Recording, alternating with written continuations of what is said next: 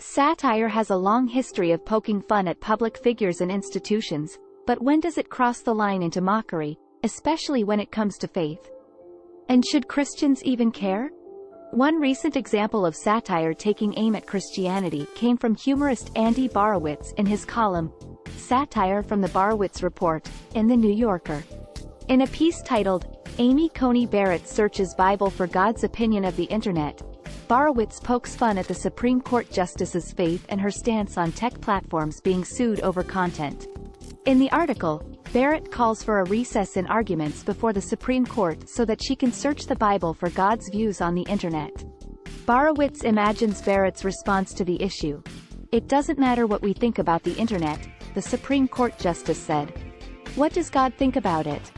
The satire piece finishes with Barrett instructing her clerks to comb the Bible for the Almighty's opinions on digital matters, only to result in their failure to find any mention of the Internet in the books of Genesis, Exodus, or Leviticus, but were said to be holding out hope for the book of Numbers. This is far from the only example of anti-Christian sentiment in Borowitz's column, which has also targeted figures such as former Vice President Mike Pence, Reps. Lauren Boebert and Marjorie Taylor Greene, and MyPillow CEO Mike Lindell. In another article, Borowitz depicts Boebert, an outspoken Christian, mixing up the Bill of Rights with the Ten Commandments. The Colorado lawmaker is quoted as saying that people who believe that there are 19 amendments need to turn off their NPR and pick up the good old Bible. Borowitz has also mocked traditional marriage values espoused by Chick-fil-A's president Dan Cathy in a 2012 satire piece. Written amid a national debate over same-sex marriage during the Obama administration, the piece refers to a fictional new sauce at the fast food giant, where customers were ordering their sandwiches with extra hate.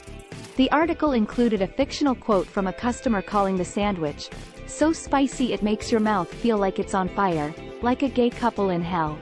While some Christians may take offense to articles like those in The New Yorker and other publications, many others in the public square don't share that sentiment.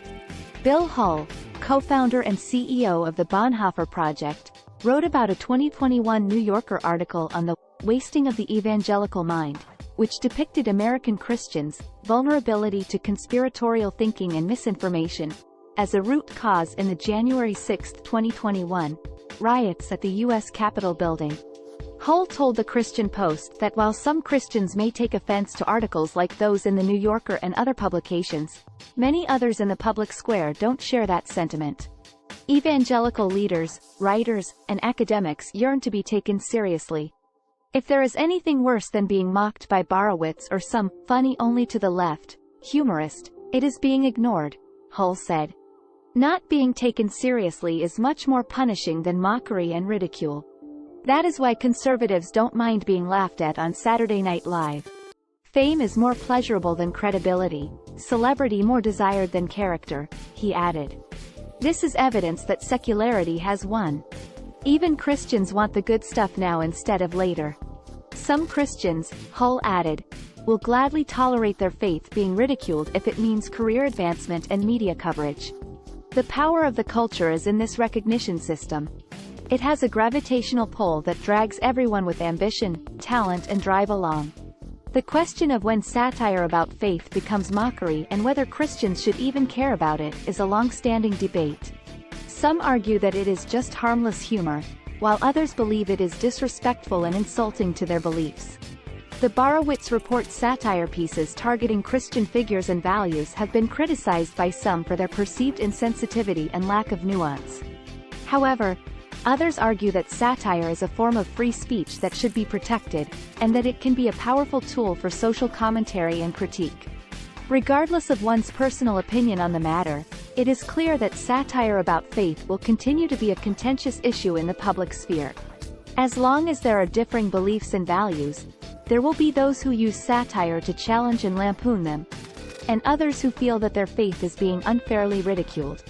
Ultimately, it is up to each individual to decide how they feel about satire about their faith, and whether they believe it is harmful or simply a harmless form of entertainment.